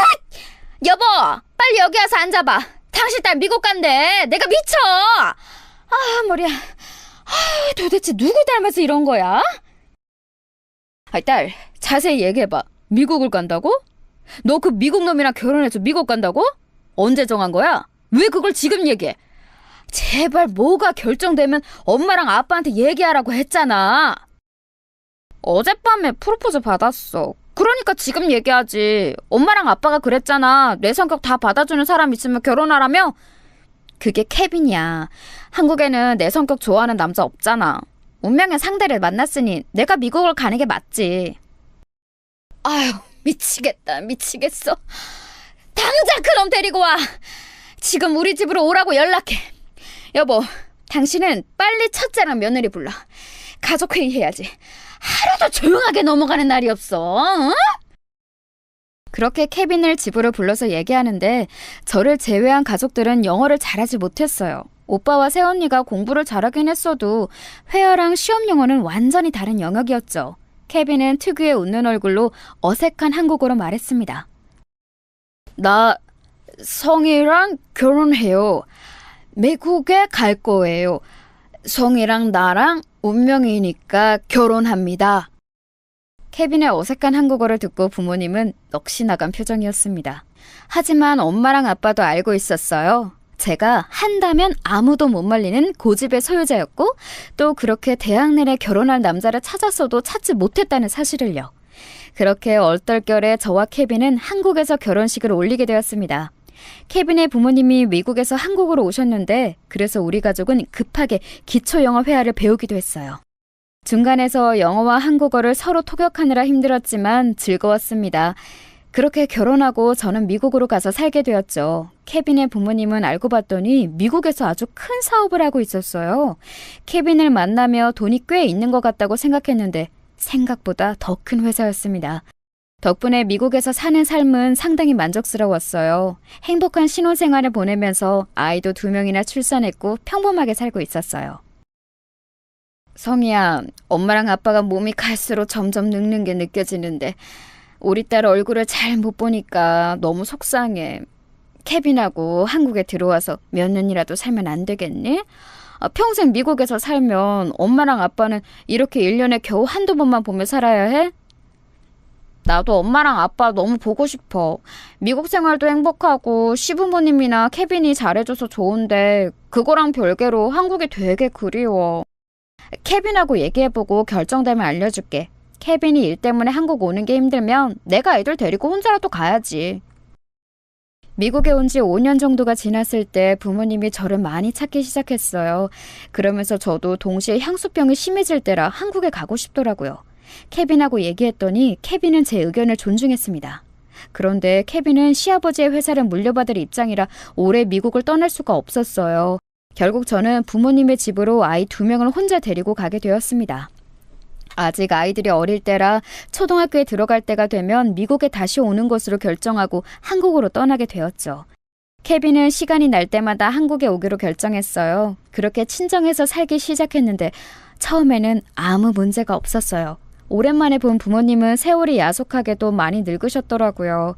그래서 케빈 돈으로 여기저기 많이 놀러 다녔고 딸 노릇을 제대로 했습니다. 우리 가족에게 불행은 더 없을 것 같았죠. 그런데 한 가지 사건이 발생하게 되었습니다. 아니 막내야, 뭐라고? 이게 무슨 소리야? 얌전한 고양이가 부뚜막에 먼저 올라간다더니 뭐? 여자친구가 임신했다고? 아유 세상에. 아 여보, 성희야 어떡하니? 여자친구는 뭐 하는 사람인데? 뭐? 대학생이라고? 몇 개월이야? 8개월? 야, 너는 이제껏 8개월이 될 동안 얘기를 안 하고 도대체 뭐 한 거야? 제정신이야? 아, 속 터져. 인간아, 이 망할 놈아. 엄마, 오빠 부부 불러. 가족회의 하자. 3남매 중 제일 순하고 조용했던 막내가 벼랑간 사고를 쳤거든요. 어렸을 때 너무 순해서 엄마가 공격성을 배우라고 일부러 운동 도장에 보낼 정도로 조용했던 막내였어요. 유난히 작고 말라서 괴롭히는 사람도 많았죠. 그래서 제가 그런 친구들을 대신 싸워서 혼내줄 정도였는데 그런 막내가 무려 6살이나 차이 나는 대학생 여자친구를 데려왔어요. 그것도 임신 8개월이라 지울 수도 없는 상태였죠. 막내는 대학원에 다니고 있던 상태라 둘은 모은 돈이라고는 없던 상태였습니다. 게다가 더 어이없는 것은 올케의 부모님이었어요. 우리는 돈 없어요. 내놓은 자식이니까 알아서 하세요. 지원해줄 돈은 없고 있어도 쟤한테 줄 돈은 없으니까 알아서 하세요. 결혼식장에는 갈 테니 할 거면 말하세요. 할 말 없으니까 지원 관련해서 연락할 거면 하지 마세요. 심지어 올케는 집에서 내놓은 자식이더라고요. 사실 올케의 첫인상을 보고 저는 대충 짐작하긴 했습니다. 왜냐하면 그래도 결혼 허락을 받으러 오는 자리니 엄마와 저는 진심으로 열심히 준비했거든요. 그런데 올케는 손에 아무것도 들고 오지 않았고 심지어 음식 평가도 했습니다. 그런데 갈비찜이 되게 짜요. 소금 맛이 너무 강해서 못 먹겠어요. 제가 그리고 해산물을 안 좋아해서요. 이건 못 먹겠어요. 엄마랑 저는 전날부터 올케가 온다고 열심히 준비했는데 얼마나 민망했는지 몰라요. 일단 임신한 상태고 그래도 손님이니까 별다른 소리를 하지 않았습니다. 사실 제 원래 성격이었으면 당연히 한마디 했을 텐데 엄마가 식탁 밑으로 다리를 자꾸 쳐서 입을 꼭 다물고 있었어요. 막내와 올케는 모은 돈이 없었으니 결국 선택은 하나였어요. 우리 부모님과 같이 살게 되었습니다. 올케와 막내가 같이 사니까 제가 나가야 하나 싶었는데 어차피 몇 년 있으면 저는 다시 미국에 갈 거라 굳이 집을 따로 구하지는 않았어요. 그렇게 막내와 올케와 저는 한 지붕 아래에서 살게 되었죠. 이때부터 올케와의 악연이 시작되었답니다. 사실 본격적으로 같이 살기 전인 결혼식 때부터 갈등은 있었어요. 저는 꼭 호텔에서 결혼식을 하고 싶단 말이에요. 여자라면 당연히 이런 로망 하나씩은 있잖아요? 안 그래요, 형님? 형님은 제 마음 아시죠? 형님도 아주 좋은 고급 호텔에서 결혼했다면서요. 저도 남들이 볼 때 화려한 그런 곳에서 하고 싶어요. 인생에 한 번뿐인 결혼식인데 이 정도는 바랄 수 있잖아요. 우리는 남편 쪽에서 결혼식 비용을 내주셔서 가능했던 건데 지금 올케랑 성민이는 돈이 없잖아. 우리 형편도 그렇게 막 호텔 결혼식을 해줄 수 있을 정도로 돈이 많지 않아. 설사 있더라도 그 돈이면 둘이 살 단칸방이라도 구했겠지. 올케 그렇게 고집 부릴 때가 아니야. 현실과 타협하는 것도 중요하잖아? 형님! 어떻게 이러실 수가 있으세요? 본인은 비싼 드레스부터 할 거 다 해놓고 저한테는 이런 싸구려 예식장하고 남들이 입는 드레스 대여해서 대충 입으라고요? 그리고 막말로 제 친구들은 다 남편 쪽에서 집 해오던데 저는 이렇게 시부모님과 같이 살아야 하고. 뭐? 말이 심하네? 지금 우리 집이 본인 신혼집 못 해줬다고 뭐라 하는 거야? 그렇게 치면 올케는 뭐 혼수 가지고 올 수 있어? 올케네 부모님은 대줄 돈 없다고 딱 잘라서 말했잖아. 할 말이 있고 못할 말이 있지. 어머 형님, 왜 저한테 소리를 지르고 그러세요? 당황스러워요. 저 임신했는데 이렇게 임산부한테 노발대발 소리를 질러도 되는 거예요? 이러다 제 뱃속에 아기가 잘못되면 그땐 책임지실 건가요? 제가 이러려고 임신해서 결혼하는 줄 아세요? 너무해. 아유, 성이야, 너는 왜 애를 올리고 그래? 아우, 세아가, 우리가 미안하다. 우리도 성민이가 결혼할 때 주려고 모은 돈이 있는데 이렇게 빨리 갈 줄은 몰랐어. 일단 조금 더 모아서 나중에 아기 태어나고 몇 년 지나면 줄게. 응? 엄마, 뭐가 예쁘다고 줘? 그 돈이면 오빠랑 세원이한테나 줘. 이렇게 갑작스럽게 임신해서 결혼하는 애들한테 돈을 주고 싶어? 그리고 올케, 말은 똑바로 해. 누가 임신해서 결혼하라고 협박했어? 너희들이 그런 거를 왜 보상을 받으려고 해? 아무리 성격을 죽이고 꼭 참으려고 해도 올케는 도를 지나쳤어요. 결혼 전에 얼마나 부딪혔는지 모릅니다. 이런 제 성격을 이미 알던 막내는 제가 화를 내자 올케를 데리고 방으로 들어가거나 밖으로 나가더라고요. 그래서 결혼식을 정식으로 올리기도 전에 저는 올케와 틀어지게 되었습니다. 이런 사건이 몇 번 발생했고 급기야 나중에는 둘이 말도 하지 않았어요. 하지만 어차피 같이 살 예정이니 제가 더 나이도 많으니 먼저 다가갔습니다. 올케, 이제 결혼식 올리고 혼인신고하면 우리 정식으로 가족이 되는 거잖아. 그러니까 이제껏 안 좋았던 감정은 다 털어버리자. 어차피 같이 살 거니까 서로 안 좋은 감정을 간직하면 우리만 힘들 거야. 혹시 내가 했던 말이 상처가 되었으면 미안해. 네, 뭐 알겠어요. 저도 한 집에서 같이 사는데 불편한 관계로 있으면 힘들어요. 그럼 우리 잘 지내봐요. 그렇게 올케와 저는 화해 아닌 화해를 하고 같이 살게 되었는데 결혼식을 올린 후가 더 문제였어요. 올케가 임신한 상태로 결혼식을 올렸고 그래서 얼마 지나지 않아 출산까지 하게 되었습니다. 올케의 친정에서는 정말 하나도 도와주지 않았어요. 그래서 우리 집에서 조리원 비용도 대주었고 도우미 비용도 냈습니다. 우리 엄마는 맏며느리가 출산했다고 손수 시장에 가서 한우도 사오고 미역국도 끓여주셨어요. 그런데 아이를 낳아본 분들은 아실 텐데 신생아를 키우는 게 진짜 쉬운 일이 아니거든요. 올케는 본인이 낳은 아기면서 아기를 제대로 돌보지 않았어요. 형님은 2명이나 낳아보셨으니 신생아 돌보는 게 쉬우시죠? 아, 부러워요. 저는 출산하면서 너무 힘들어서 피곤해요. 형님이 아기 좀 돌봐주세요. 저 조금만 잘게요. 올케는 자기 아이면서 저한테 대놓고 맡기기 시작했어요. 처음에는 오랜만에 신생아를 보니 저도 귀여워서 먼저 나서서 봐주었는데 나중에는 제가 조카의 엄마가 된 기분이었습니다. 올케는 맨날 아기를 나랑 엄마한테 맡기고 혼자 누구랑 저렇게 전화하는 거야? 안 되겠어. 한마디 해야겠어. 누가 임신하고 출산하라고 시켰어? 본인이 좋아서 해놓고 저렇게 나 몰라라 해도 되는 거야? 양심이 어딨어? 아우, 예성이야. 네가 참아.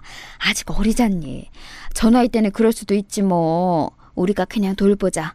본인도 친정에 못 기대니까 얼마나 속이 상하겠어. 아유, 네가 힘들면 엄마가 돌볼 테니까 아기 엄마 줘. 아, 엄마는 지금 허리랑 손목도 안 좋으면서 왜 자꾸 아기를 안아줘? 막내 언제 집에 와? 저것들이 진짜 본인들이 좋다고 사고 쳐놓고 저래도 되는 거야? 아우 씨. 성희야, 참아. 엄마가 대신 미안해. 아우, 그러지 말라고. 엄마 얼굴 봐서라도 참아. 제 성격상 올케가 저러는 꼴은 못 봐서 뭐라 하려고 하면 엄마는 그런 저를 진정시켰어요. 올케가 친정에서 내놓은 자식이니 그게 그렇게 안쓰러웠나 봐요. 저도 그래서 참을 인을 몇 개나 새기며 조카를 돌봤습니다. 저도 어린 나이에 시댁에서 아기를 낳고 생활하는 올케의 처지를 생각하니 인간 대 인간으로 안쓰러웠죠. 자기도 마음 둘 곳이 없으니 본인 친구들과 통화하며 견디는 거라고 생각했습니다. 조카의 육아를 저와 엄마가 다 하고 올케는 본인 친구와 통화하거나 놀기 바빴어요. 그런 행패를 꼭 참던 어느 날 제가 폭발하게 된 계기가 생겼습니다. 바로 새언니 관련이었어요. 새언니는 둘째 조카를 낳다가 몸이 심하게 안 좋아졌어요. 생명이 위독해서 의사가 오빠에게 언니나 아기를 선택하라고 할 정도로 심각했었습니다. 결국 기적적으로 언니와 조카 둘 다 살아났지만 언니는 병원에 몇 달을 입원해야 했어요. 다행히 조카는 문제가 없었지만 새언니는 조금만 무리해도 쓰러지거나 힘들어했어요. 그래서 우리 집에 오면 저와 엄마는 새언니에게 정말 말 그대로 물 한 방울 묻히게 하지 않았습니다. 언니는 워낙 천사 같은 성격이라 제가 많이 좋아했었고 사람이 순수하고 맑았어요. 새언니가 집에 와서 아무것도 하지 않아도 그냥 얼굴만 봐도 좋았습니다. 당연히 아픈 사람에게 뭘 시키고 싶은 마음도 없었고요. 이런 상황에서 그날은 명절이라 새언니랑 오빠가 방문한 날이었어요. 오빠도 조카가 2명이나 있어서 집안은 아이들로 북적거렸습니다. 자식들과 손주들이 집에 가득하니 부모님도 기분이 아주 좋은 상태였어요. 그래서 평소에 잘 드시지 않던 술도 많이 드셨죠. 분위기가 무르익은 상태였는데 다들 기분도 좋았습니다. 그때 마침 올케가 화장실에 다녀오는 상태였어요. 부엌하고 제일 가까운 위치여서 저는 아무 의도 없이 말을 꺼냈는데 황당한 대답을 들었습니다.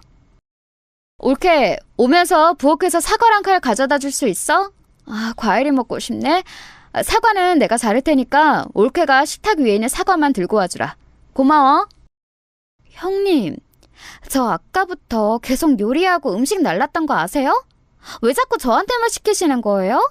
같은 며느리인데 이렇게 대우가 달라도 되는 거예요? 지금 저 아무것도 없이 결혼했다고 눈치 주는 건가요? 서러워서 못 살겠어요. 응? 아니, 새언니는 몸이 안 좋아서 일부러 내가 아무것도 하지 말라고 했던 거야. 그리고 나랑 엄마가 요리 다 했고 올케는 음식 그릇만 몇 개 나른 거잖아?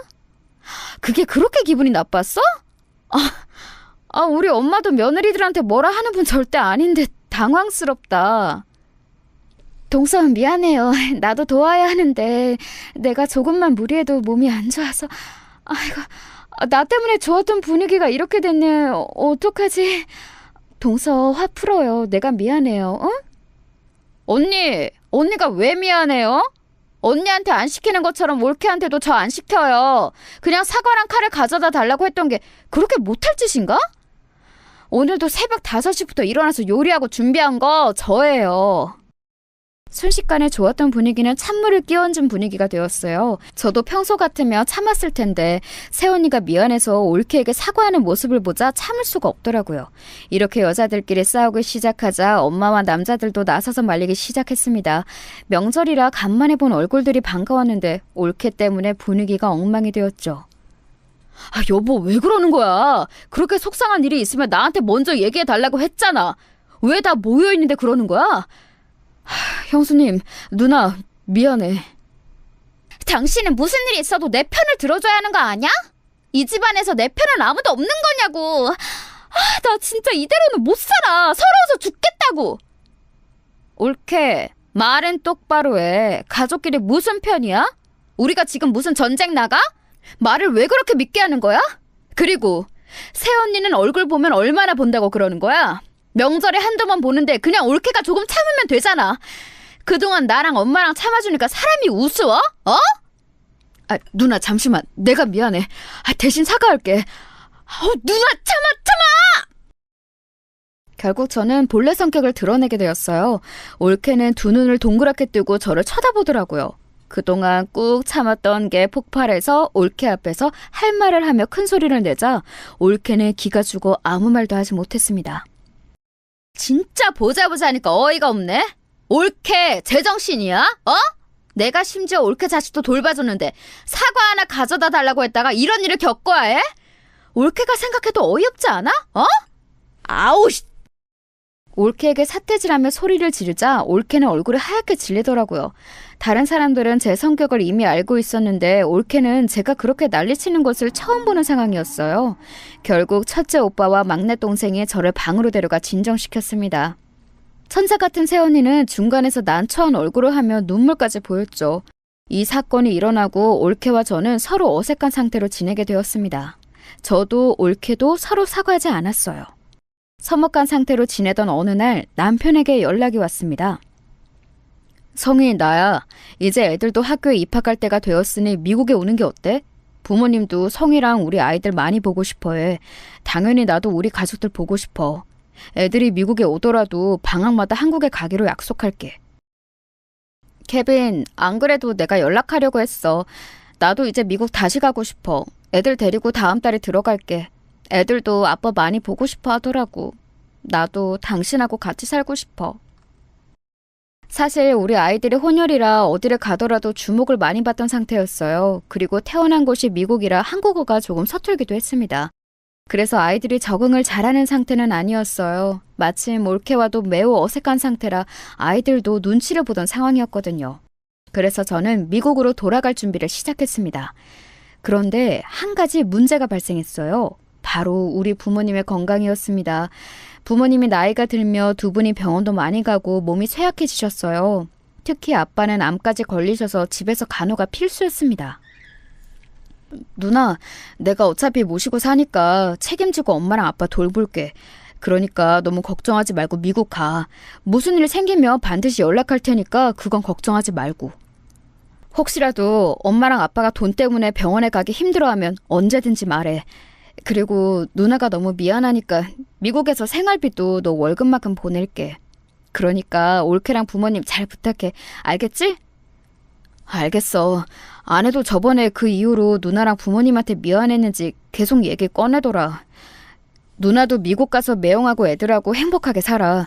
어차피 명절 때는 한국에 올 거라며? 몸 조심히 가고 무슨 일 있으면 누나도 꼭 연락해줘. 알겠어. 나도 올케한테 부모님 맡기고 가는 거 마음이 좋지는 않아. 고맙게 생각하고 있으니까 성민이 네가 올케한테 말 잘해줘. 오빠랑 새언니도 너희 부부에게 미안하게 생각하더라. 저는 아이들을 데리고 미국으로 다시 갔고 거기서 케빈의 도움으로 잘 정착할 수 있었어요. 케빈은 우리 부모님의 건강 상태를 듣더니 매달 소정의 돈을 남동생에게 보냈습니다.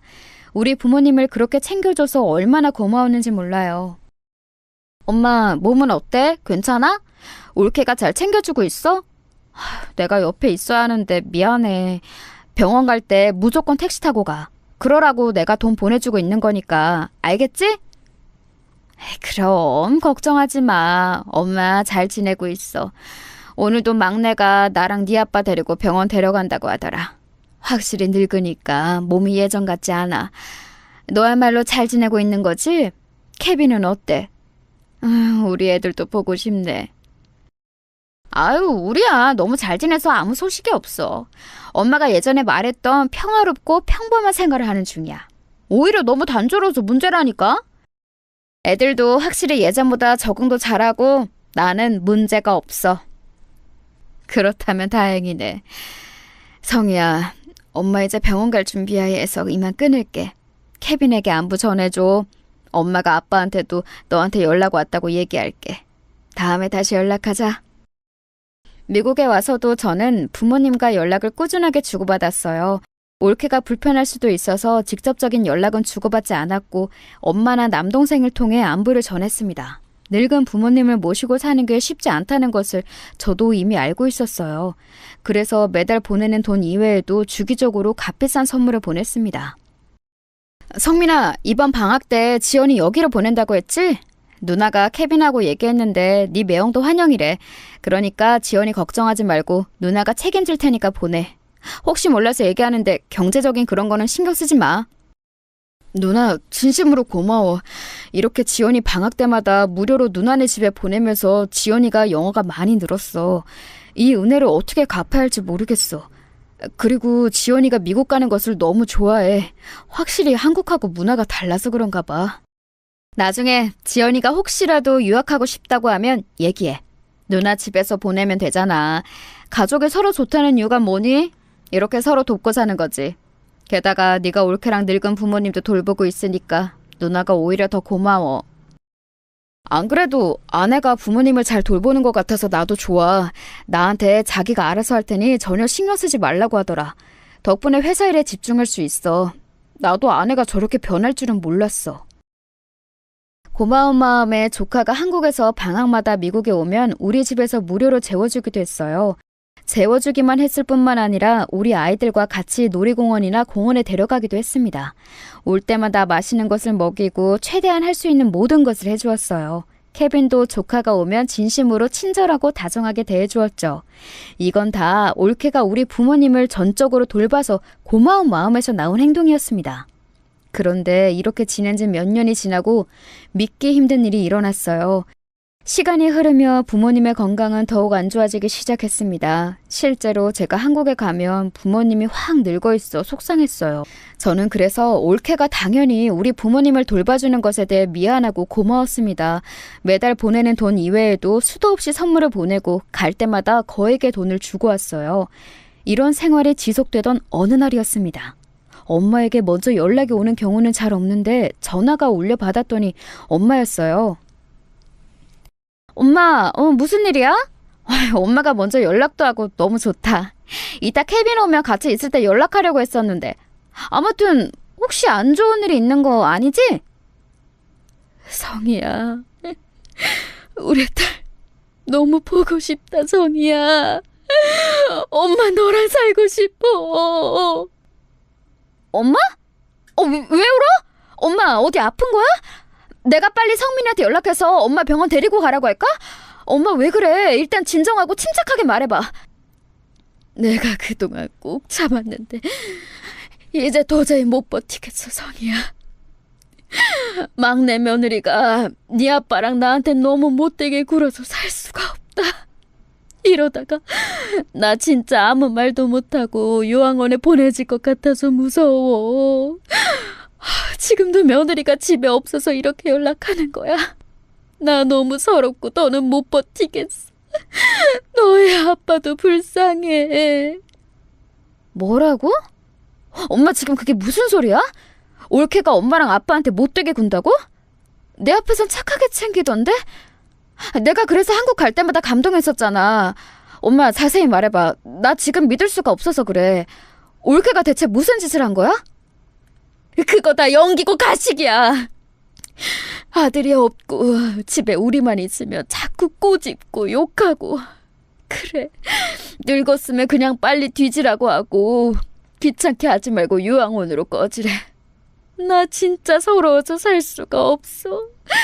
네 아빠는 누워만 있는데 종일 저런 폭언을 듣고 있어. 불쌍해.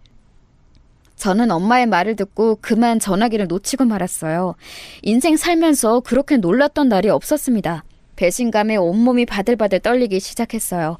다시 전화기를 주워 엄마와 대화하는데 믿을 수가 없었습니다. 엄마, 그거 진짜지? 나 지금 당장 비행기표 끊을 거야. 내가 그동안 올케한테 해준 게 얼마인데 어떻게 그럴 수가 있지?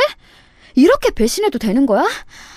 나는 엄마가 그렇게 올케한테 당하는 것도 모르고 조카 오면 지극정성으로 돌봤는데 나 배신감에 온몸이 떨려. 엄마, 기다려. 저는 진짜로 전화를 끊자마자 바로 한국에 가는 비행기표를 끊었습니다. 케빈에게 전화를 걸어 상황을 설명했더니 케빈도 아이들은 걱정하지 말고 친정으로 가라고 했어요. 저는 공항에 가서 출발하기 전에 한국에 있는 오빠에게 전화를 걸었습니다. 오빠, 새언니랑 같이 내일 우리 집으로 와. 나 지금 한국 가는데 절대 아무에게도 알리지 말고 나랑만 연락해. 막내한테도 아무 말도 하지 마. 그냥 묻지 말고 궁금해도 일단 내일 집으로 와. 오면 무슨 말인지 알게 될 거야. 한국으로 가는 내내 저는 진정하려고 애를 썼습니다. 심호흡하고 아무리 진정하려 해도 손이 계속 떨리더라고요.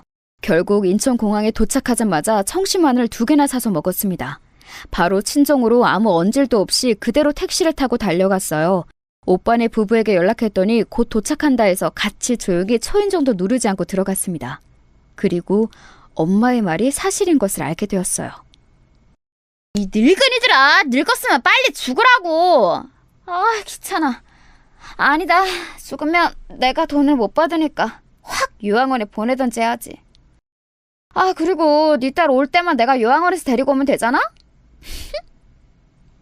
올케는 우리가 들어온 것을 모르고 있었어요. 제가 정말 놀랐던 점은 심지어 올케는 아픈 우리 엄마에게 집안일을 시키고 있다는 점이었어요. 본인은 소파에 누워있고 우리 엄마는 아픈 몸으로 열심히 바닥을 닦고 있었죠. 그 모습을 보자마자 저는 올케에게 달려들었습니다. 깜짝이야. 어머, 형님. 어머머머머. 잠시만요. 이거 녹화 말씀하세요. 내 머리. 형님. 미친 듯이 달려들어 올케의 머리채를 잡고 흔들었어요. 엄마는 우리가 방문한 것을 보고 울음을 터뜨리셨습니다. 아니, 이게 무슨 일이야? 재수씨 미쳤어요? 지금 우리 부모님을 이런 식으로 대한 거예요? 아, 우리는 그것도 모르고 매달 돈을 보냈던 거고? 아, 엄마, 진작 말했었어야지. 우리 엄마, 불쌍한 우리 아빠. 동서, 그렇게 안 봤는데 진짜 무서운 사람이네요. 이런 식으로 시부모님을 대하고 있었어요? 어떻게 사람이 그래요? 사람 대 사람으로 어른한테 이러면 안 되는 거잖아요. 어머님, 저희 집으로 가요. 아이고, 우리 새끼들이 왔구나. 아유, 내 자식들. 내가 너무 서러워서 살 수가 없어. 막내 아들이 없으면 이렇게 나를 구박해. 네 아빠는 누워만 있는데 잘 챙겨주지도 않아. 올케의 머리를 잡고 저는 미친 듯이 퍼붓기 시작했어요. 욕설과 함께 난리를 피우니 올케는 엉엉 울며 빌었습니다. 지금 네가 한 행동 내가 다 녹음했어. 나 절대 그냥 안 넘어가. 내 동생한테 다 말할 거야. 너 친정도 없어서 갈 곳도 없지? 이혼당해서 어디 혼자 살아봐. 감히 우리 부모님한테 저렇게 대? 나는 그것도 모르고 이제껏 너한테 얼마를 바쳤는데 이년아! 죄송해요. 제가 죄송해요. 형님, 한 번만 봐주세요. 제가 미쳤었나봐요. 저 다시는 안 그럴게요. 제발요. 저 이혼당하면 갈 곳이 없어요. 제발, 제발요. 저 이대로 쫓겨나면 할 수 있는 것도 없어서 아무것도 하지 못해요. 그러게 잘했어야지. 이자껏 받을 동안은 우리 부모님 잘 챙겨주지도 않았으면서 말이 많아. 이 망할 년아, 당장 나가. 나는 이것도 모르고 그동안 너한테 바친 가방이 몇 개야? 마침 오빠와 새언니가 같이 가서 증인도 많았어요. 이 사태를 남동생에게 알리니 남동생도 난리가 났습니다. 당신이 어떻게 이럴 수가 있어? 나는 그것도 모르고 이제껏 당신에게 우리 부모님을 맡긴 거야? 자기가 알아서 할 테니 아무 걱정하지 말라고 했잖아. 이혼해. 나 당신하고는 못 살아. 지연이는 내가 키울 테니까 당장 우리 집에서 나가! 여보, 내가 잘못했어. 제발. 나 다시는 안 그럴게. 제발. 나 이혼당하면 어디로 가? 길거리에서 살아야 해. 제발, 제발. 형님, 어머님, 제가 잘못했어요. 용서해주세요. 올케는 손이 닳도록 싹싹 빌기 시작했어요. 하지만 가족들은 이미 그 광경을 봤으니 마음을 돌리지 않았습니다. 특히 남동생이 아내에 대한 배신감이 아주 심했어요. 알고 봤더니 본인이 알아서 다 챙길 테니까 동생 보고 신경 쓰지 말라고 했더라고요. 그러면서 받을 돈은 다 받고 있었던 거예요. 모든 사실이 탄로나고 실제로 남동생과 올케는 그대로 이혼하게 되었습니다. 그리고 부모님은 천사 같은 새언니와 첫째 오빠가 모시기로 결정했어요. 무려 새언니가 나서서 우리 부모님을 모시고 싶다고 얘기했습니다. 케빈에게 말했더니 올케에게 주었던 돈의 2배를 새언니에게 주자고 하더라고요. 아휴, 저는 돈 필요 없어요. 그동안 우리 시부모님께 받은 사랑이 얼만데요. 괜찮아요. 언니처럼 이렇게 착한 사람이 제 새언니라니 저는 너무 기뻐요. 언니, 부담스럽게 생각하지 말고 잘 들으세요. 케빈하고 얘기했는데 아무래도 아픈 노인 2분 모시는 거 힘들잖아요. 고급 아파트를 새로 사드릴 테니 거기 들어가서 사세요. 천사 새언니는 끝까지 돈을 받지 않겠다고 했습니다. 그래서 저와 케빈은 상의 끝에 서울 강남에 있는 고급 아파트를 얻어주었어요. 그리고 거기서 우리 부모님과 첫째 오빠 부부는 같이 살고 있답니다. 확실히 부모님도 오빠네와 같이 산 뒤로 건강이 확연하게 좋아졌어요. 혈색도 예전과 다르고 새언니가 잘해줘서 오히려 건강이 좋아지더라고요. 그래서 지금은 아무 걱정 없이 잘 살고 있답니다. 올케는 어디서 뭐를 하고 지내는지는 모르겠지만 솔직한 심정으로는 잘 살지 못했으면 좋겠어요. 우리 부모님한테 했던 짓을 떠오르면 평생 거지처럼 살길 바랍니다. 여기까지가 제가 준비한 사연인데요. 여러분 어떻게 들으셨나요? 재밌고 흥미롭게 들으셨으면 다행입니다. 그럼 이만 마치겠습니다. 들어주셔서 감사합니다.